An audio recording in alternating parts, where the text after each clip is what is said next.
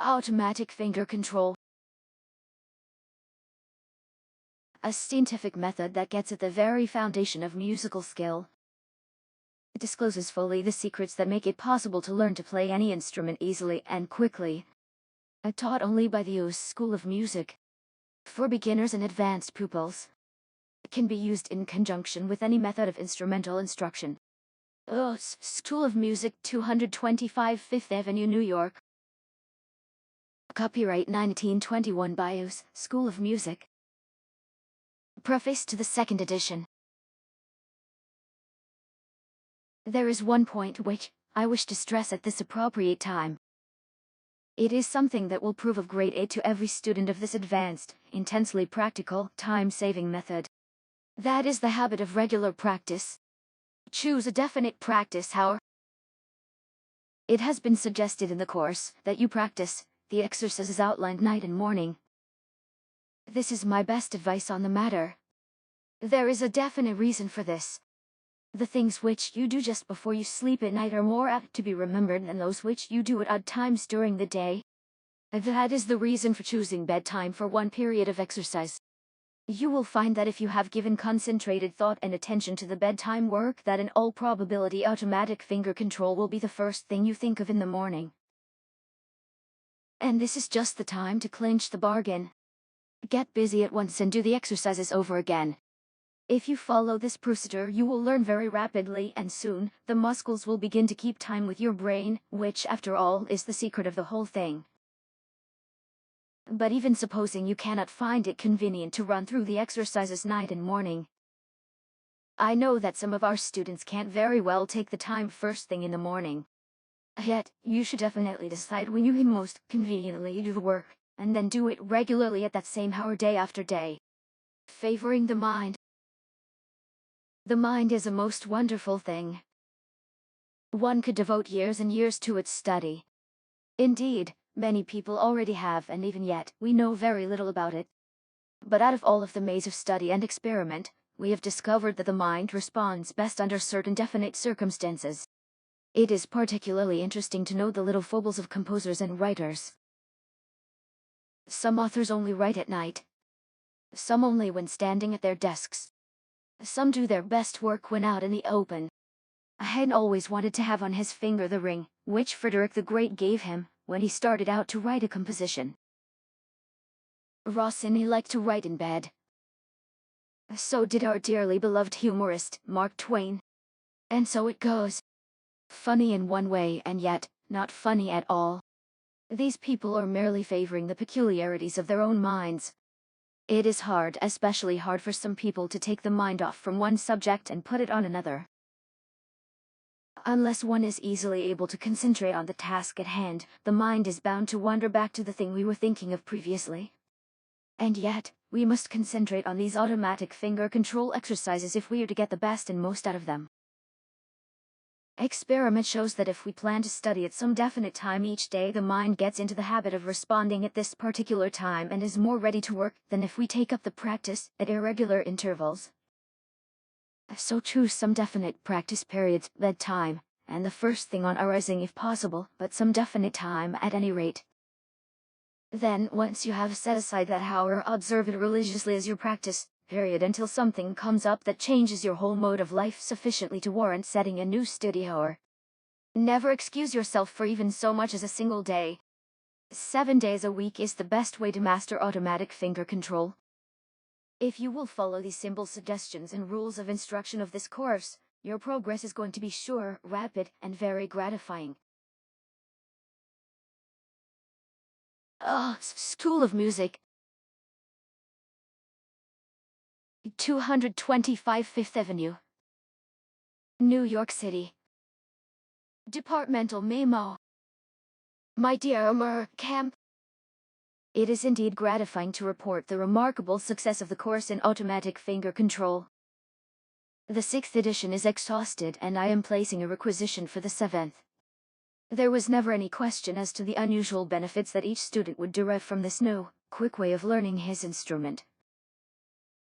It is a fact established by tests and experience that training the muscles to work as fast as the brain and training them away from the instrument, so that the pupil has only this one thing to think About does away with many hours of practice and develops a more perfect technique.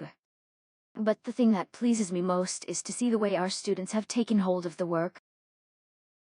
It seems to me typical of the spirit of progress. People want the very best they can obtain in the way of instruction.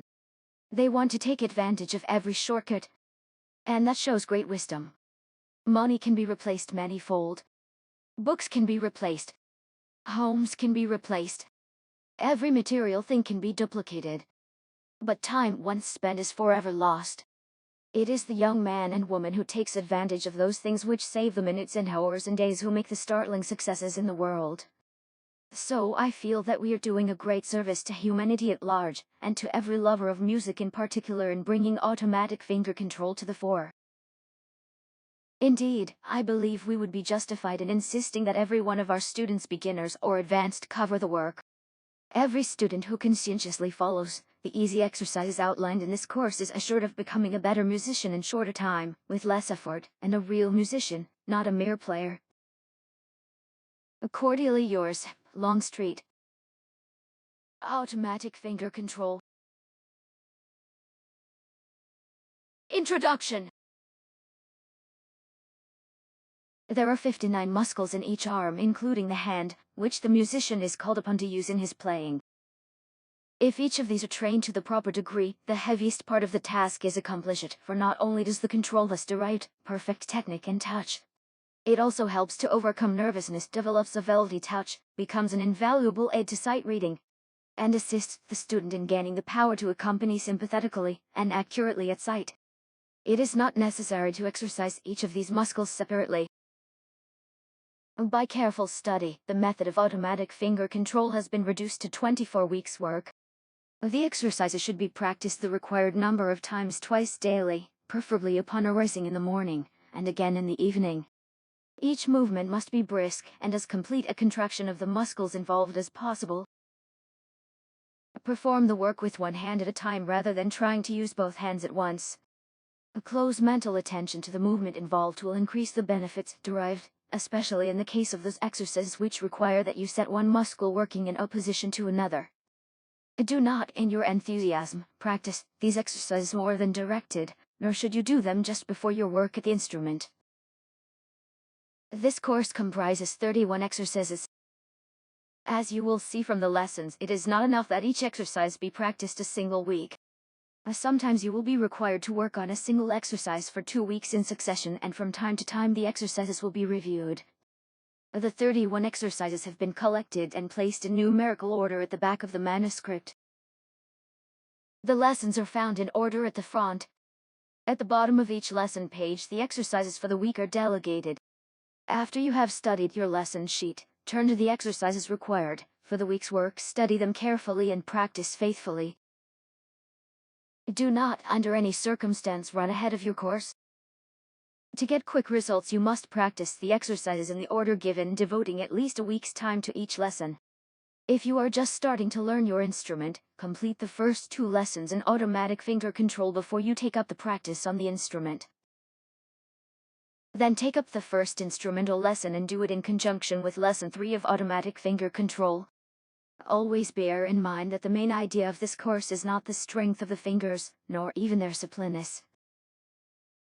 The main idea is coordination between brain and muscle, training the muscles so as to overcome the tendency of the fingers to move more slowly than the mind. Therefore, give your entire thought and undivided attention to what you are doing as you practice the daily exercises. If you will do this, your progress will be rapid and sure. Lesson 1. You are starting something new, something that is going to play a big part in your musical success. The degree and speed of this success depends on one thing: you. Take warning from the old adage, a new broom sweeps clean. You must strive for moderation in all things. During the first few weeks, you will be tempted to give too much time to the following exercises. During the later weeks, you may be tempted to neglect them because of the marked improvement which you have already received. But be determined. Go through with the entire course, just as it is outlined. Do each exercise the exact number of times each period that is called for. And do the entire set both night and morning. It is important that you do the various movements with considerable effort because the complete contraction of the muscles obtained in this way tends to squeeze the blood out of them, thus drawing a new supply of fresh, nourishing blood in replacement. In this way, you not only strengthen the muscles by the movement, but you also feed both them and the nerves. The fingers and wrists must bear a heavy part in the playing of any musical instrument, therefore, we will devote ourselves exclusively this week to strengthening these. If the muscles tire easily and tend to stiffen up, go a little easy the first few days, but do some work each and every day. The improvement will be all the more noticeable as you are evidently unusually in need of stronger fingers. Practice exercises 1, 2, 3, and 4 this week. How are the fingers this week? Did they feel effective starting regular practice? Even if they did, the temporary laminus should be gone by now. And we must continue these same movements another week. Pluck, remember, is that spirit in man which fails to understand despair, which keeps a man up even when he seems to be down. Do not falter. Keep everlastingly at it. We add in this lesson an exercise for the forearm. This is the next territory of importance to be brought under control. You will have no difficulty with this new exercise. The movement is of especial interest to students of the piano and organ, though every musician should have the muscles involved under perfect command. One of the greatest joys in playing is the ability to read at sight, and to play accurately and with feeling. Automatic finger control brings this finished ability more quickly than any other means, for it teaches you once and for all how to manage your fingers. The correct action soon becomes automatic indeed, and then your full attention can be given to the beautiful hidden meanings of the piece you are playing. That is the highest meaning of technique, to be able to play without any thought of the mechanical. If you are studying these lessons in conjunction with an instrument, it will be well, for the first few weeks, to give more attention to the finger control exercises than to practicing on the instrument itself. In this way, when finally you do begin to play, your advancement will be rapid and satisfactory. For this week, practice exercises 1, 2, 3, 4, and 5. You should be coming along in good shape now, so you are to have 2 new exercises this week. One of them is particularly for the hand. It is barely possible that this exercise of snapping the fingers open will cause the wrists to tire. Do not be discouraged by this.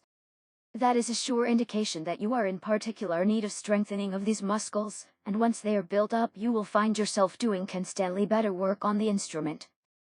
The second of the new movements is for strengthening the upper arm. Remember to take it easy at first until the shoulder feels strong enough to resist the strain that is brought to bear upon it. This valuable exercise will be continued next week. Many students find it convenient to learn the exercises for the week by heart, and then practice them at odd moments as on their way to work. This is quite satisfactory, and if you are pressed for time, it is a good idea to get into this habit. But be sure that you get in your 2 full periods each day. Review work in any study is of utmost importance. After an exercise has been dropped from the current week's lesson, make it a point to do it, just the same, at least once or twice a day. In this way, not only will you be assured of losing nothing of the work that has gone before, but you will also progress faster with the new. All of the muscles depend more or less on each other, and what helps one helps all. And remember, decision of character outstrips even talent and genius in the race for success. Exercises 5, 6, 7, and 8 this week. Are you in tune? The finest Stradivarius is only a sounding board and 4 strings unless it is in tune. And then it becomes a messenger of the soul indeed. So is it with each one of us. If we are in tune with the infinite, the sky is blue vaulted above us, the birds cleave the sky with sweetest of music, there's a song in the heart, and a smile on the lips. How can we hope to interpret the secrets of the master workers in music unless we ourselves are in tune? Take stock of yourself each day and see if you are really living. The new exercise this week is for strengthening the fingers as well as for limbering up stiff joints. Around each of the finger joints, there are transverse ligaments, bands of muscle which hold the lengthwise finger muscles in place and bind them to the bones. Unless one is using his fingers in a special and unordinary way, these ligaments become stiff and inflexible, so that the movement of the fingers is greatly hindered. It is absolutely essential that these muscles should be limbered up and kept soft and pliable if you are to get any satisfactory movement of the fingers at your instrument. Do not overlook any of these exercises, new or old. Each is designed to accomplish a certain definite object. Each must be practiced a certain, definite number of times to get the best results. Lesson 5. Test out your ideals. What is it you have in mind to accomplish? Unless you have the way plainly charted before you, unless you are guided by the ever-glowing light of a great ideal, you are almost certain to be dashed upon the rocks of failure. We graduate from the school of life only with the coming of death. To some of us, death comes early, to others long years are granted for delving into the ever-changing mystery of being. But withal, what we accomplish is dependent on the ideal that guided and urged on our step. It is the determination bravely to learn the truth about ourselves and our fellow men. With a fixed determination and a fixed ideal, you are of genius caliber. A month ago you set out to learn to play by the shortcut method. This method holds unquestionable advantages which are available in no other way. It saves weeks of weary practice at the instrument because it enables you to work to the very best advantage when you do play. It develops accuracy, speed and sympathetic understanding. Here then is one ideal: the determination to learn to play so that you can give joy to others, and so that you can take rare pleasure in self-expression through the art of music.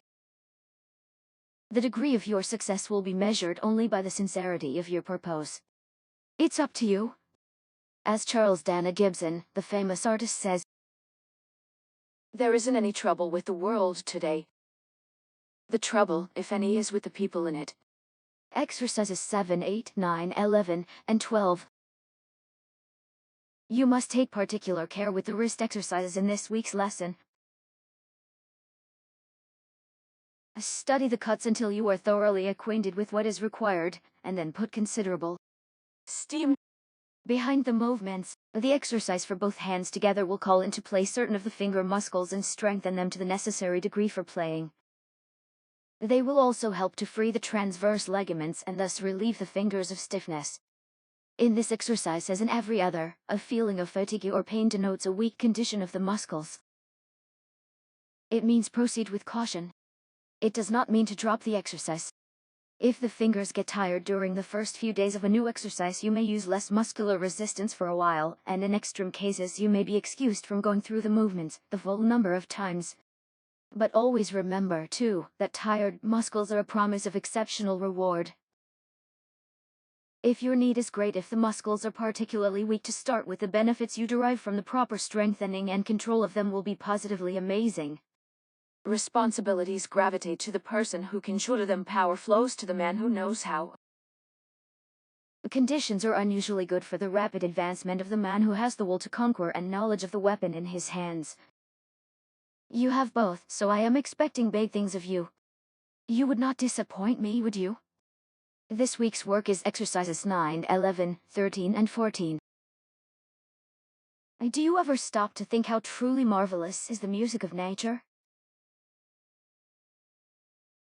The babbling brook, the murmuring trees, the singing birds, the ocean's roar, the peal of thunder, the crash of storm, the lowing cow, the rustling grass, all nature sings. But how often we hear and, failing to understand, miss much of the joy of life. It is only as we understand nature, and our brother, and ourself, that we begin to understand God.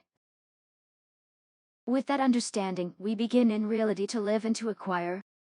He who comprehends the nature of prayer bends not the knee, he towers in majesty. He goes forth to meet his own. He ascends the mount and speaks with God. Or, as Emerson put it, the things that are really for thee gravitate to thee. The world is full of good things that are intended especially for you. But, if you want the best, you must be ready through understanding to receive the best. You should be applying the benefits of the automatic finger control method to actual daily playing now. Are you doing so? Just to learn a thing, then stick it away in the closet of your mind is a poor investment of time, effort, and money. Put what you know into service, no matter what the subject may be. It is action that begets success and commands reward. Without action, the law of 2 plus 2 equals 4 would be an empty farce. Do and do the best you know. Practice exercises 11, 13, 15, and 16. Irresolution is a worse vice than rashness. He who shoots worst may sometimes hit the mark, but he who shoots not at all can never hit it. Irresolution loosens all the joints of a state like an ague, it shakes not this nor that limb, but all the body is at once in a fit. The irresolute man is lifted from one place to another, so hatcheth nothing, but addles all his actions. It will pay you to think carefully on the above quotation from Feltham. Also, consider the following beautiful paragraph on faith. Faith is like the primitive granite of old New England. Dig down deep and you come to it below all superimposed strata. Go to the summit of the highest mountains and you find it on loftiest elevations. Faith begins as the basis of the infant's knowledge, it ends in leading us to know the bigness, the grandeur of life. On these two things to large degree depends your rapid success in learning to play through the method of automatic finger control. You must be filled with the faith and knowledge that each exercise has its particular place, not only in strengthening the muscles, but in preparing you for the work to come. And knowing this, you must be filled with resolution to work and achieve, that you never falter by the way, that you never miss a practice period. Lesson 9. Do you make it a point to keep physically fit? We are learning that music has a great deal to do with health, and surely health has much to do with your ability to produce music. Music is being used more and more in the hospitals for quieting and cheering the patients. Music played an important part behind the lines in the Great War in the way of lending support and courage to those so sorely in need of it. What, on the other hand, has health to do with music? Music is self-expression. If that self which produces the melody be ill, the fact will be reflected in the playing. Music displays the hurts of the body and the hurts of the heart, as well. So it behooves us who would be musicians to keep well in mind and body. To a great extent, this is just a question of common sense. Be thoughtful of your eating, your sleeping, and your exercise, and let nature care for the rest. But when misfortune of any kind does overtake you, and we are all caught at some time or other, turn freely to your music for relief. You will find it. Pour out your soul in the melody of your instrument. If there is bitter in the heart, let it come out. Get rid of it. If there is sadness, express it and replace it then with joy. If there is doubt, play on until at length comes peace again and sweet assurance. Music brings health, and health lends joy to music. Practice exercises 12, 17, 18, and 19 faithfully. It is necessary to train the muscles to act quickly, accurately, strongly, and without easy tiring, if you are to be a super musician. In order to acquire the independent, individual movement of the fingers, they have to go through the awkward squad stage, it is true, but with the proper, thoughtful drilling, which these lessons, like an understanding officer, gives, they soon become familiar with the commands and learn to obey orders. Obedience is of absolute importance in learning automatic finger control. First, obedience that you must give to the written word of the lesson, and then obedience that you must demand of the muscles involved. When you want your finger, or whatever it may be, to perform a certain movement, do not accept anything short of perfection from it. Analyze each movement that seems to give trouble. Trouble, understand, is half removed. If you demand perfect obedience from your fingers each and every time, it will not take long for you to establish the very desirable connection, or shall we say understanding, between the brain and the fingers, which will free you from the usual drudgery of fumbling for the notes at the instrument, of only half comprehending what you are playing, and of getting tired when you should still be fresh and enjoying yourself. Thus the habit of correctness is established. If there be any good habits, surely this is one of the best that a musician could acquire. I commend it to you highly. It well repays your effort in gaining it. Exercises 17, 18, 19, and 20. Sometimes as we go along in a course of lessons, we are inclined to lose sight of the original purpose. It often is well to look back and see what we set out to do, and what we are accomplishing. In the first place, we started out to develop strength, flexibility, freedom of movement, independent action, and perfect control of each one of the fingers. Our purpose in doing these things is to enable one to save time in learning to play any musical instrument through specializing on the finger work, which constitutes some 9/10 of the battle. At the same time, other benefits are expected: greater self-reliance, greater accuracy in sight reading, and greater ease in accompanying. In order to accomplish these ends, we have been freeing the joints from stiffness and lameness. We have been training the fingers to move more widely and more freely. And we have been developing the muscles, so that the fingers have been developed, strengthened, given greater speed and facility of action, and their endurance increased. With greater strength has come greater independence in action. By this time, you ought to be well started toward perfect control of each of the fingers. Since the whole course is based on careful, scientific investigation, the work has been built up in difficulty as the lessons went on, so that there has been nothing really hard about them. They are interesting and progressive. That is as it should be. As the course proceeds, whether you have new or review work, bear in mind that what is given is exactly what you need, and what will help you most. Practice exercises 17, 18, 20, and 21. Lesson 12. Great thought precedes all greatness. No man is great whose thought is not great. A pessimist and an optimist were discussing life from different angles. Said the former, That I could make a better world myself. returned the optimist. That's just what we're here for. Now let's get together and do it. If you will get the right thought, and then get to work, you will accomplish your part in making a better world yourself.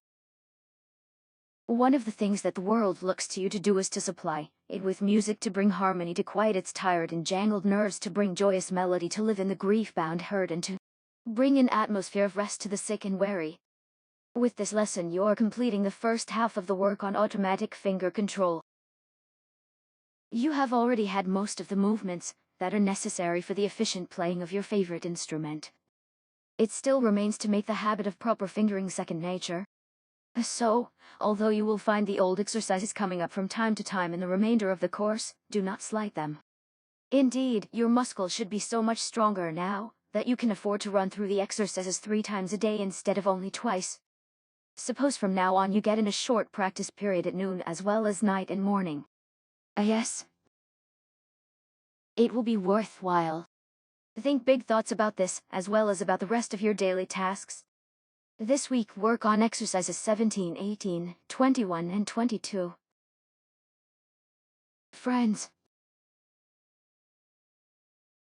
Much has been said about friends, many beautiful things, many apt phrases rich with understanding. To me, a friend is one who understands me and loves me in spite of that fact. One of my dearest friends is my piano, and I feel that every musician must consider his instrument in this light just as I do. When I am tired and discouraged, or when I am joyful and full of hopeful expectation, it makes no difference what the mood, my piano responds to my every touch.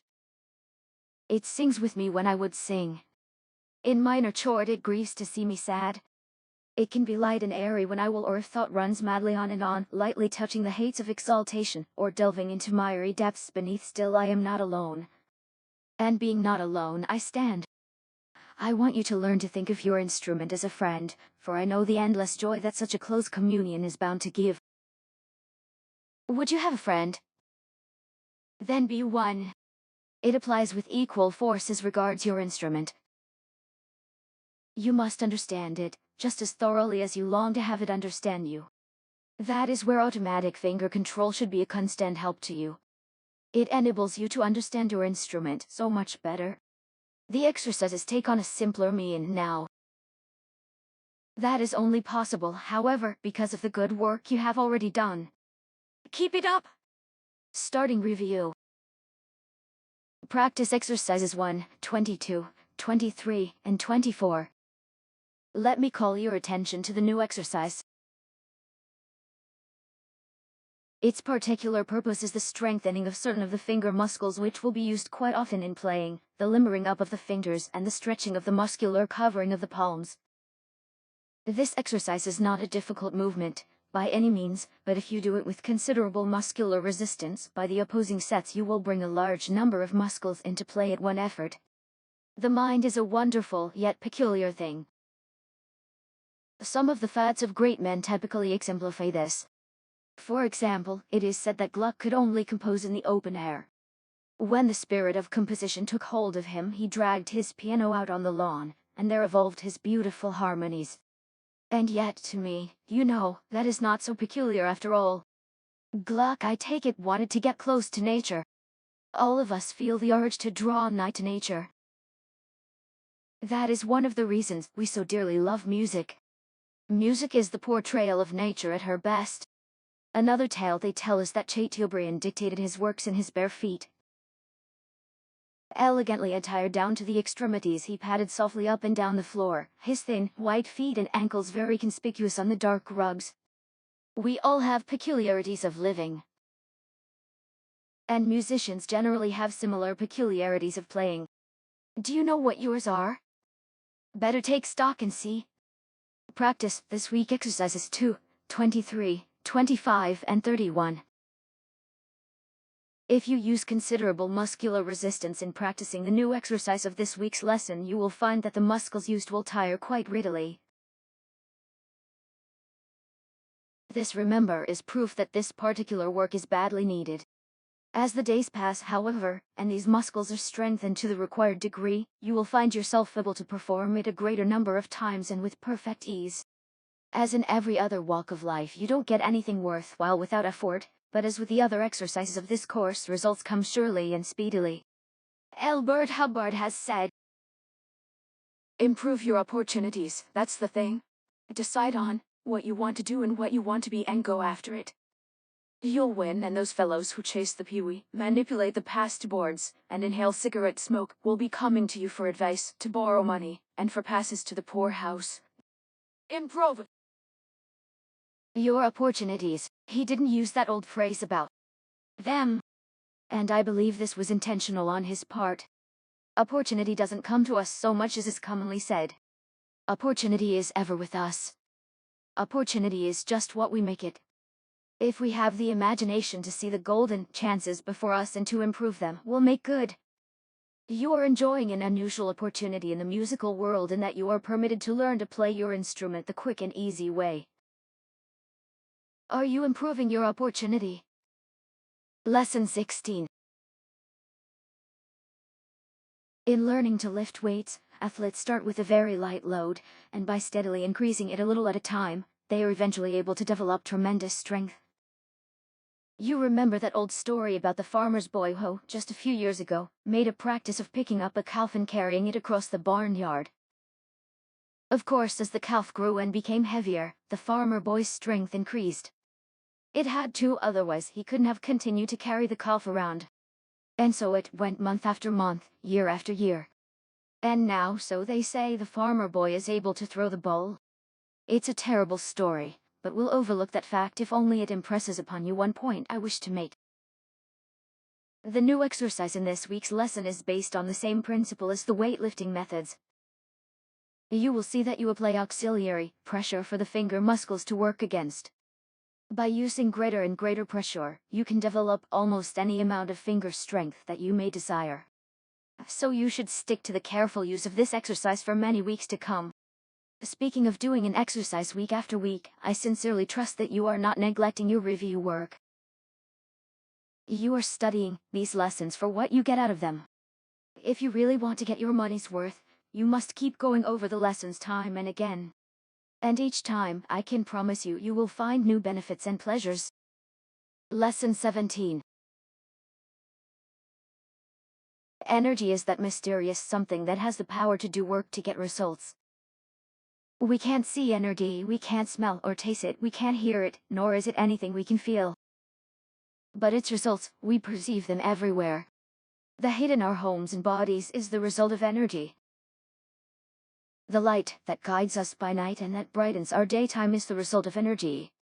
The electricity that turns motors and carries our messages is another name for that indescribable something, energy. But one of the greatest sources of energy is the human mind. Each one of us has within himself tremendous possibilities. We can work with our hands, or we can work with our heads. The choice rests largely with ourselves. And the difference between $100,000 a year man and a ditch digger is from the ears up. Can one indiscriminately convert himself between these extremes? I don't know. It is claimed, however, that the average person uses only 1/10 of his inherent mental ability. And I am satisfied that the curse of the age is mental laziness. How far the ditch digger can rise, I believe, depends wholly on how great an effort and sacrifice he is willing to make for his advancement. Every properly guided effort for advancement does eventually bear fruit.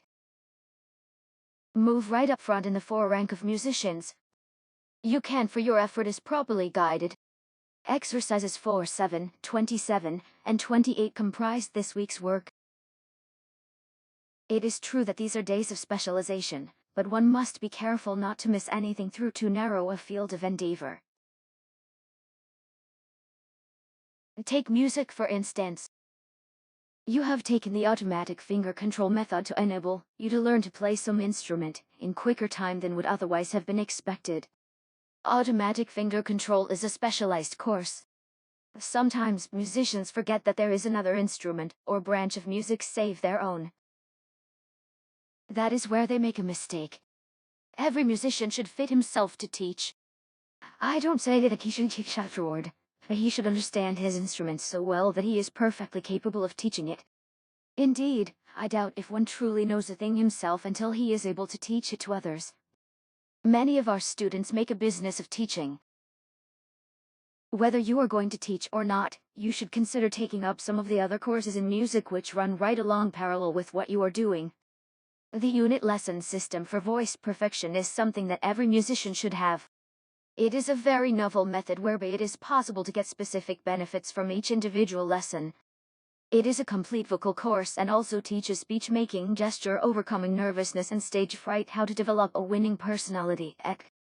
Another course that you could take to advantage is the one in sight reading. It would be a constant help. Write for full particulars about enrolling for these. Exercises 8, 14, 25, and 26. If, as has been said, the purpose of words is to conceal thought, then it may be equally as well said that the purpose of music is to reveal soul. I don't suppose that there is a human being alive but that longs to be Understood. There are all too few in this world who are willing to give the time and thought and heart to the understanding of others. And even if there were a greater willingness to understand, too few of us are able to express our deepest thoughts in words. But music is the universal language. Once we learn it, the tips of our hearts creep out through the tips of our fingers. There may be no one to hear. Perhaps no one would understand even if they were about. But the blessed, joyous part of it all is that at last we have found self-expression, and that is the next best thing to being understood. Remember that the composers of the ages have been talking through this language of soul in all that they have written. As you play a piece of music, you, therefore, have two tasks to perform. You must strive to pass on the message that the masters left, and you must interweave with it your own inner self. That is what is meant by interpretation and expression. You should study to be a good listener as well as a good player, if you are to be a real musician. Hear all of the beautiful music that you can, whether it be on your instrument or on some other. Music is bigger than any specific means for expressing it, and with you, music should be the first consideration. The exercises this week are 9, 14, 23, and 31. I sometimes tremble when I realize how slight is the difference between success and failure. Success is the child of audacity. Failure is the offspring of discouragement.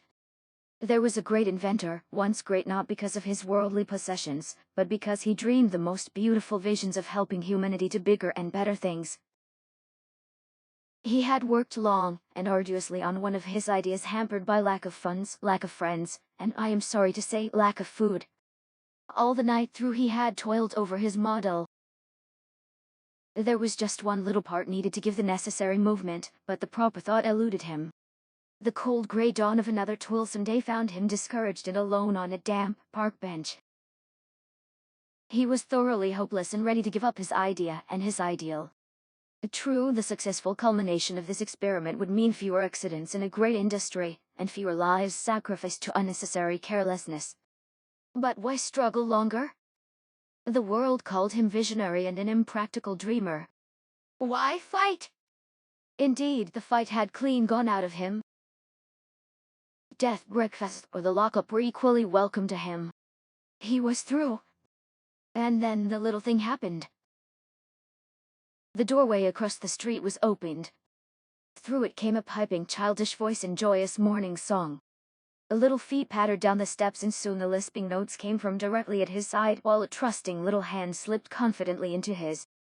And at that minute the problem was solved. Somebody trusted him, somebody cared. Exercises 11, 22, 24, and 30. Half the giant's strength is in the conviction that he is a giant. The strength of a muscle is enhanced 100-fold by the willpower. The same muscle, when removed from the giant's arm, when divorced from the force of the mighty, will consist in but a fraction of the weight it did a moment before it was disconnected. If you have been studying these lessons aright, you have not only developed strong muscles, but you have also developed an understanding of the tremendous power you wield over them. When your brain wills that the finger move quickly and with precision, it should be enough. Without thought effort, your will should be carried out. There should be no faltering about this movement because the demand was definite, and the muscles have been trained in obedience. Whenever you are called upon to play, always bear in mind your complete mastery over your fingers. You have nothing to worry about. You can depend on your tools. Give your attention to the sole meaning of the composition you are playing, or, if you are doing accompaniment work, make a conscious effort to efface yourself and make the soloist stand out, the predominant influence. In passing from the silent exercises to the instrument, you must be careful still to maintain the correct muscular movements. Practice exercises 13, 21, 24, and 30.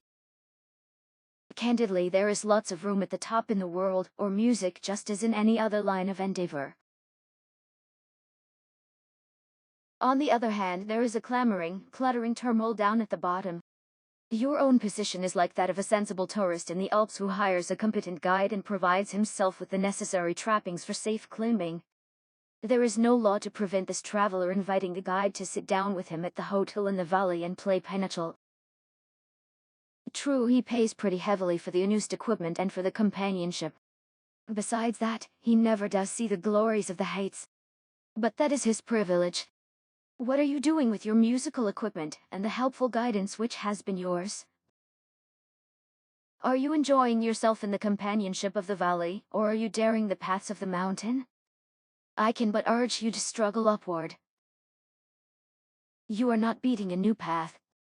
The way is so plainly outlined before you, you need only actively aspire, and soon the reward must be yours. Specifically, what is there in store for the master musician? There is the profession of teaching. That ability is something that no one can ever take from you once you acquire it.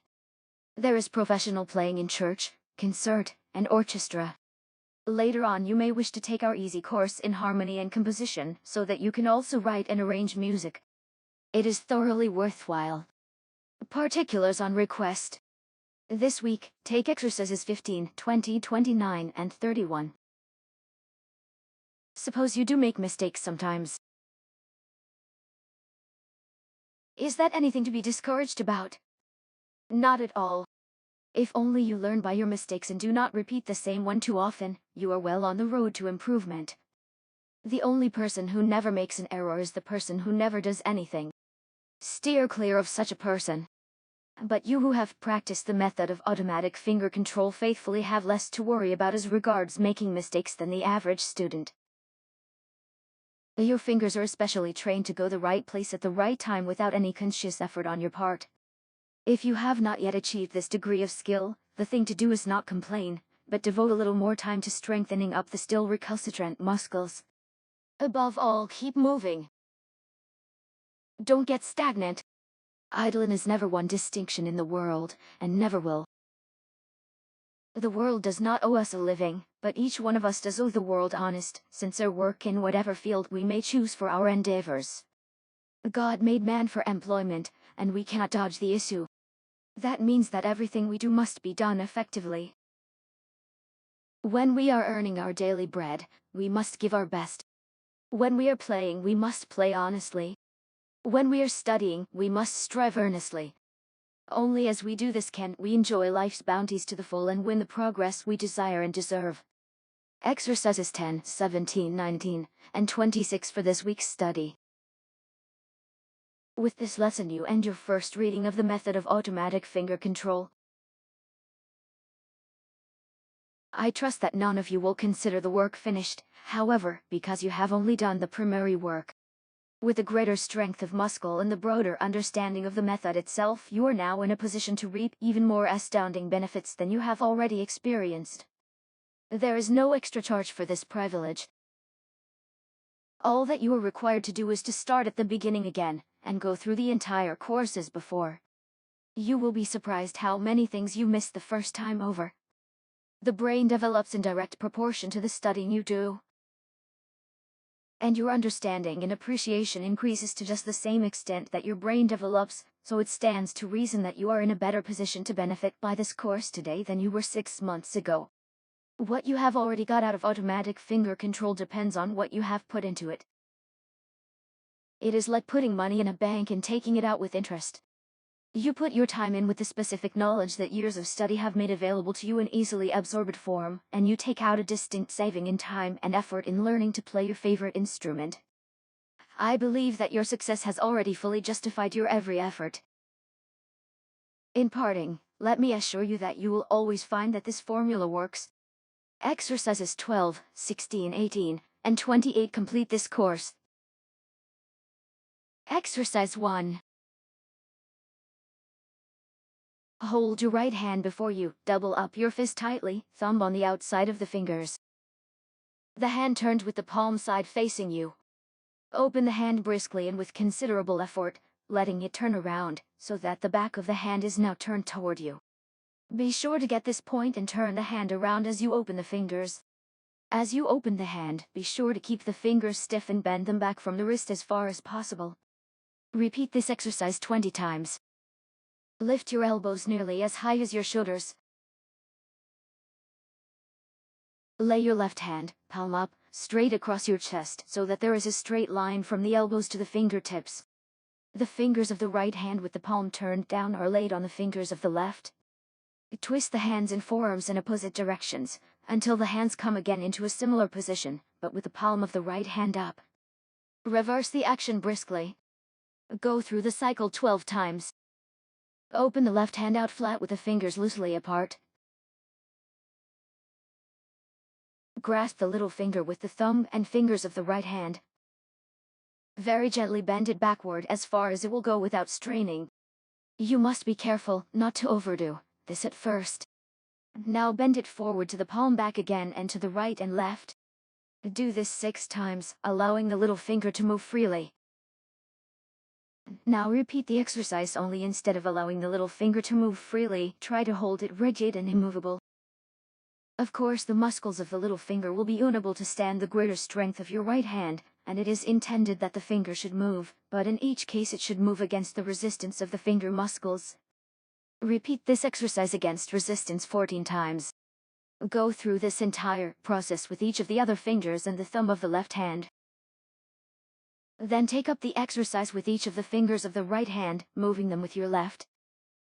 Lay the left hand flat palm down on a table, book, or other smooth surface. Open the thumb out of the way of the fingers. Grasp the index finger of the left hand with the thumb and finger of the right hand. Allowing the finger to move freely, draw it along the surface as far as possible without straining the muscles. Do this 5 times. Now with the finger muscles resist the movement, and repeat the exercise 5 times more. Allowing the finger to move freely once more, lift it from the table in a large semicircle and swing it over towards the thumb and down to the table again. Repeat 5 times. Go through this same movement 5 times with muscle resistance. Carry out these exercises on the other fingers of the left hand, and then on all of the fingers of the right hand. Exercise 5.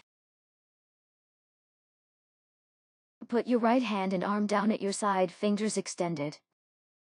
Keeping the elbow and upper arm close to the body, bend the arm briskly at the elbow, still keeping the hand open, and in a straight line with the forearm. Repeat this exercise 12 times with the palm of the hand turned toward the shoulder, and 12 times with the palm of the hand turned away from the shoulder. Now raise the upper arm so that the elbow bends slightly upward from the shoulder. Repeat the same bending action of the elbow 20 times. The position of the hand is immaterial in this exercise. Go through these motions with the left arm. Hold your left hand up in front of you with the palm facing you. Press the index finger and the middle finger tightly together. Bring the two still held tightly together down to the palm, and then back straight again quickly, briskly, and with muscular resistance. The motion should be from the knuckle joint. Naturally, the other fingers will have a tendency to curl. It makes no difference if they do. Repeat this exercise 20 times. Next, practice this exercise using the middle and the ring fingers pressed together, letting the little finger and the index finger remain as straight as possible.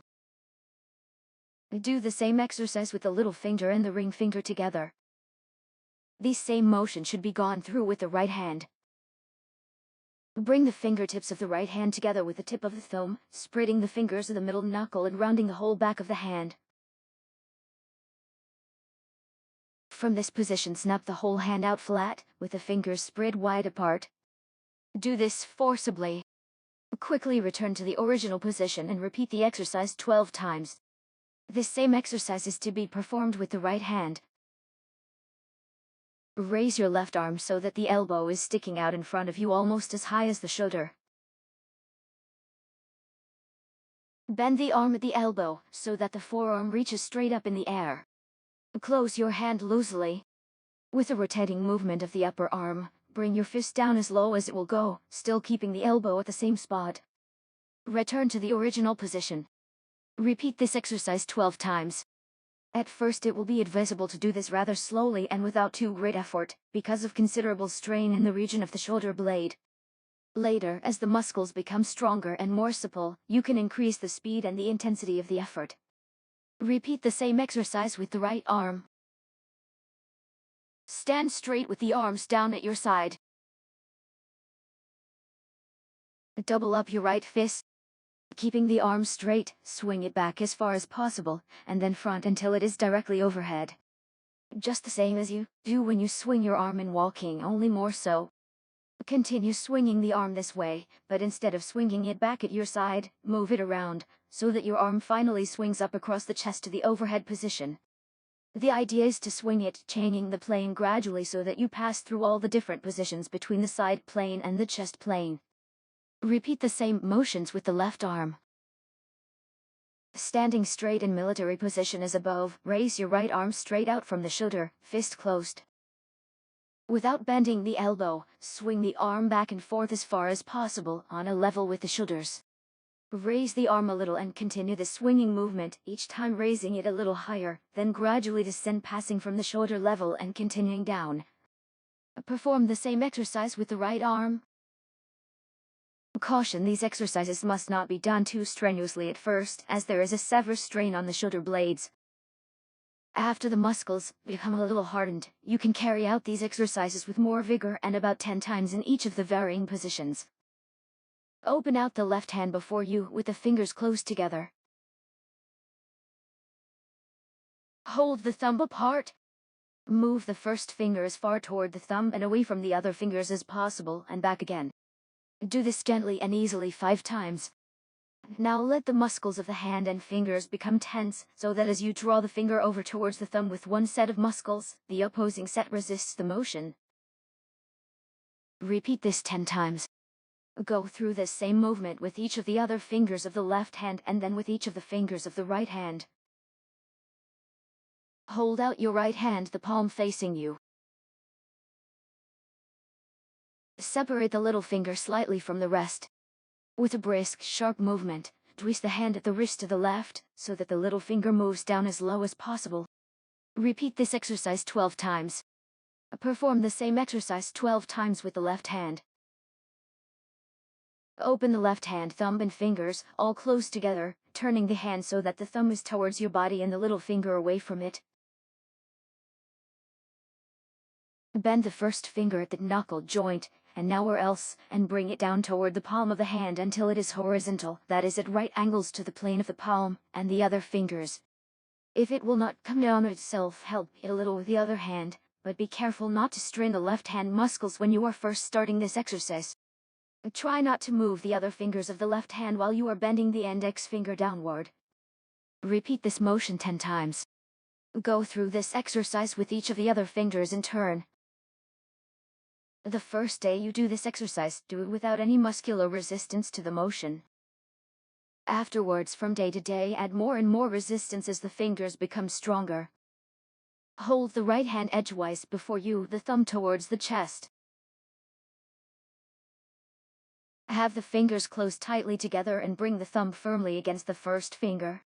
With a sharp, quick action, open the thumb away from the finger, so that it points over your shoulder at the same time bending the entire hand sideways at the wrist, bringing the thumb still nearer the shoulder. The movement must be quite snappy to get the desired effect. Repeat 12 times. Perform this exercise 12 times with the left hand.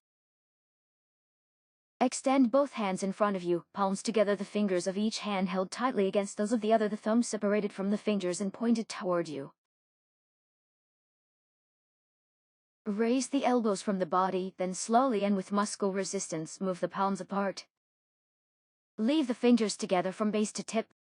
Just as slowly and with muscle resistance, close the palms again.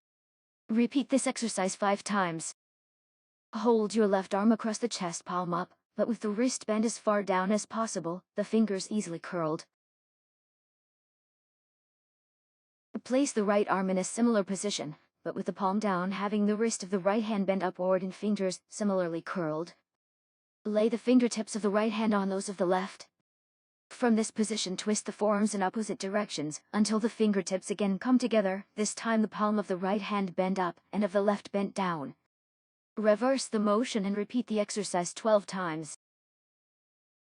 Extend the left hand and close the fingers down to the palm, keeping the knuckle joints straight and bending only the 2 outer joints. Holding the other fingers motionless, straighten out the index finger.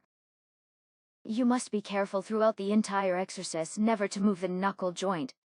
Repeat 5 times without muscular resistance, then go through the exercise with the muscles tense, so that one set resists the motion of the other. Practice this exercise on each of the remaining fingers on the left hand and on all of the fingers of the right. Stand erect, shoulders back, and without bending forward, lean far over to the right from the waistline. As you do this, let the right hand bend toward the left knee. While in this position, make a short, but strong thrust entirely from the right shoulder, which will bring the fingers of the right hand possibly an inch nearer the left knee. Straighten up, bend to the left and thrust out the left shoulder. Repeat this exercise first with the right and then with the left 12 times. Hold the right hand before you, the fingers relaxed and slightly curved, palm facing you. Grasp the second, third and little fingers gently with your left hand, and bend the forefinger down to the palm from the second joint. Use considerable pressure each time you bring the finger down to the palm, and repeat the exercise 8 times, allowing the finger to become fully relaxed between each motion. Repeat this exercise for the middle finger 10 times. For the ring finger, do this exercise 12 times. For the little finger, do this exercise 10 times. Proceed with the same series of exercises for the left hand. Hold your left hand before you, the fingers bent down to the palm and reaching as far toward the wrist as possible. Extend the first finger. Open gradually so as not to move the others. Do this 5 times without muscular resistance and 5 times with. Go through the same exercise with each of the other fingers. Place the hand on any flat surface and keeping it straight, raise the first finger as far as you can from the table. Do not bend any joints save that at the knuckle. Repeat this 10 times using increasing muscular resistance. Perform this exercise with each of the fingers. Place the hand on a flat surface with the fingers curved so that just the tips and the base of the palm touch the table. Raise and lower the fingers one after the other slowly and with muscular resistance.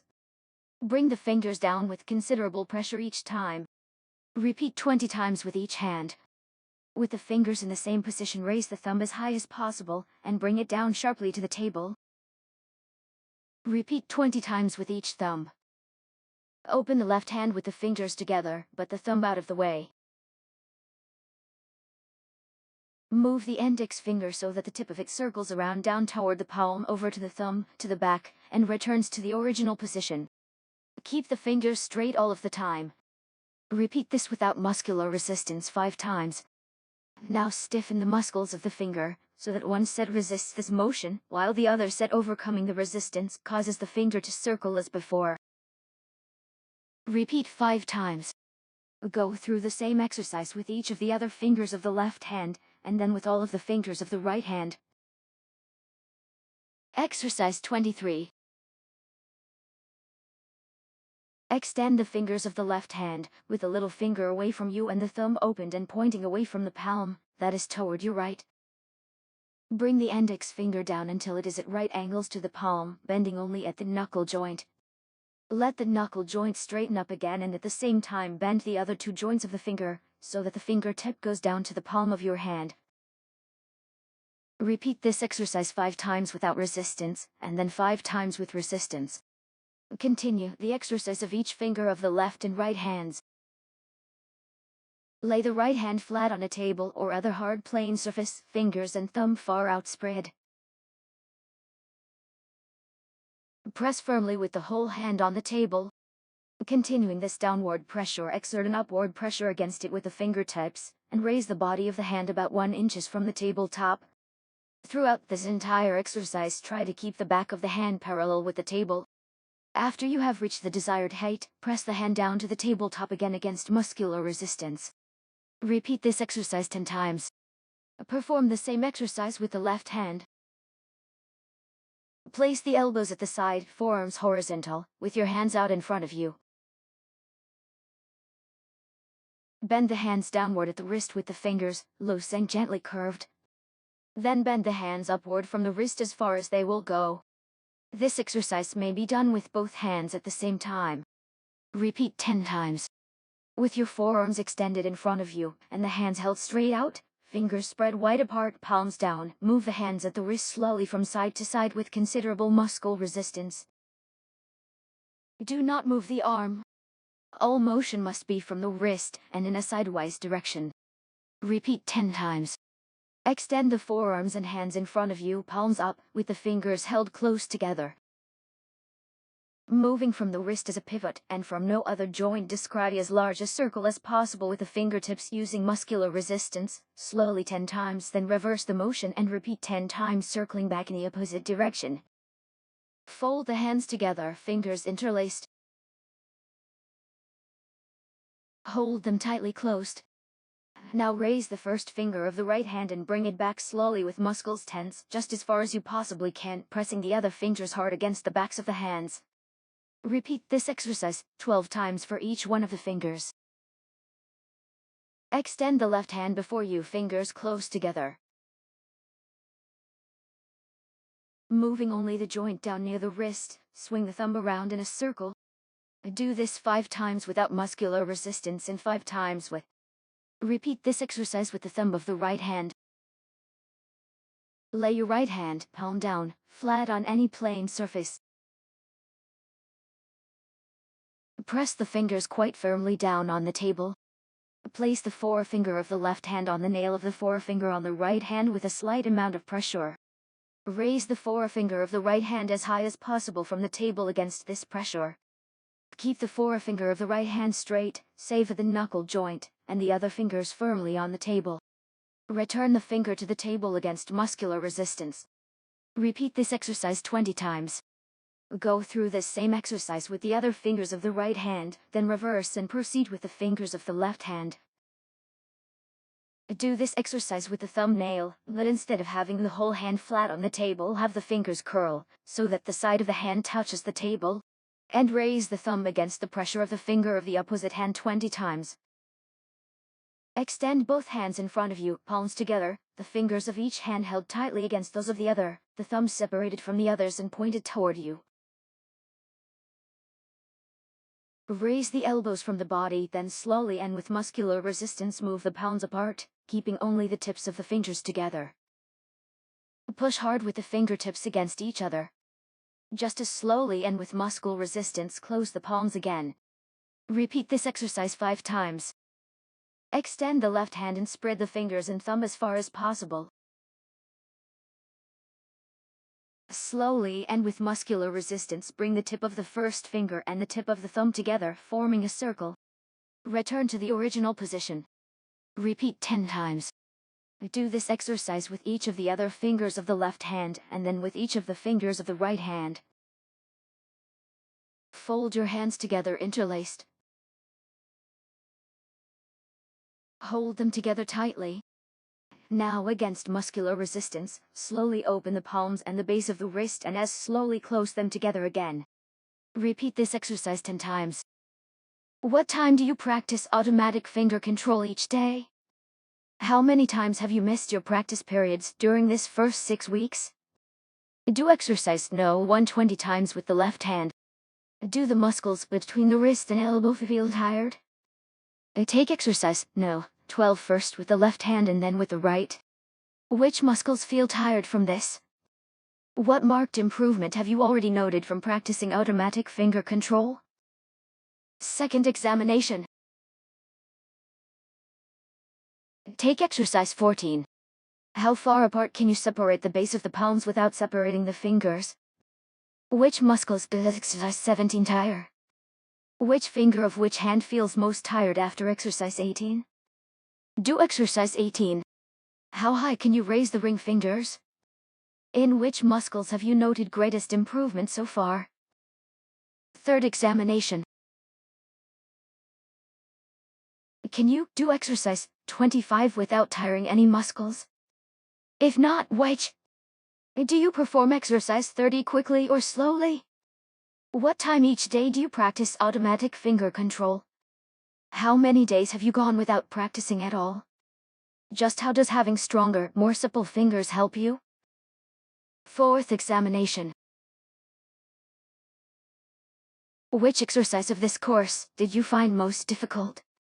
Do you still have trouble with any exercises? What?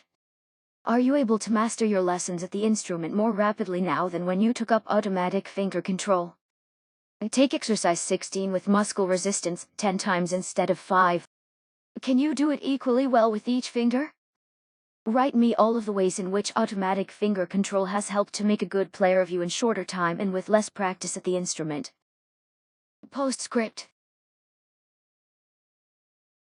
You have something more today than you had 6 months ago before you took up automatic finger control. You have a nest egg. And yet, it is something more valuable even than a nest egg in its ordinary sense of capital. You have a specific knowledge and ability and dexterity that can never be taken from you. If you have carried out the exercises of this course in accordance with the instructions, you are already far on the way toward the supreme mastery of your instrument. We are always glad to hear of this progress from our students. Write us and let us know of the marvelous results attained in your own case. But capital T yield returns must be put to work. And so must your newfound art. You have strengthened and trained your fingers to greater skill than that enjoyed by the average musician. You should take advantage of that fact. Fundamentally, there is a strong similarity between all of the instruments.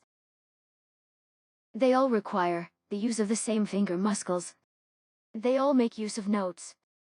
Herein lies a wonderful opportunity for you to make music more and more valuable and profitable to you as the years go by. You are now ready to take up further musical study.